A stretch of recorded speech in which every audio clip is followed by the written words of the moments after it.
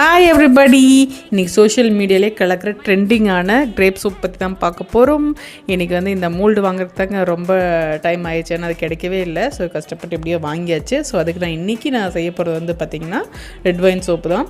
So இந்த மோல்டில் நான் green colour உள்ளன் தான் கிடச்சிது, நான் எடுத்திருக்கேன். அதை எல்லாமே நோட் பண்ணி வச்சுட்டு இந்த ரெட் வைன் பேஸ் கிடச்சிருக்கு, அதை வச்சு தான் இன்றைக்கி நம்ம சோப் மேக் பண்ண போகிறோம். கூடவே எசென்ஷியல் ஆயில் பார்த்திங்கன்னா ரோஸ் எசென்ஷியல் ஆயிலும் சிடர்வுட் எசென்ஷியல் ஆயிலும் சேர்த்து தான் நம்ம இன்றைக்கி சோப் மேக் பண்ண போகிறோம்.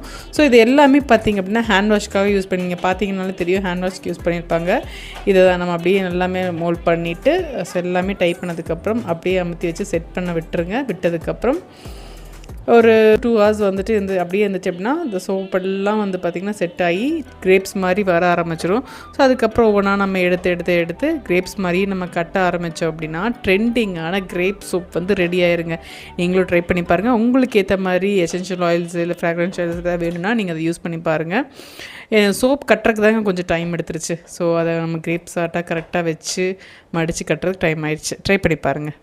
அப்படியே நம்ம சேனலை சப்ஸ்கிரைப் பண்ணிக்கோங்க.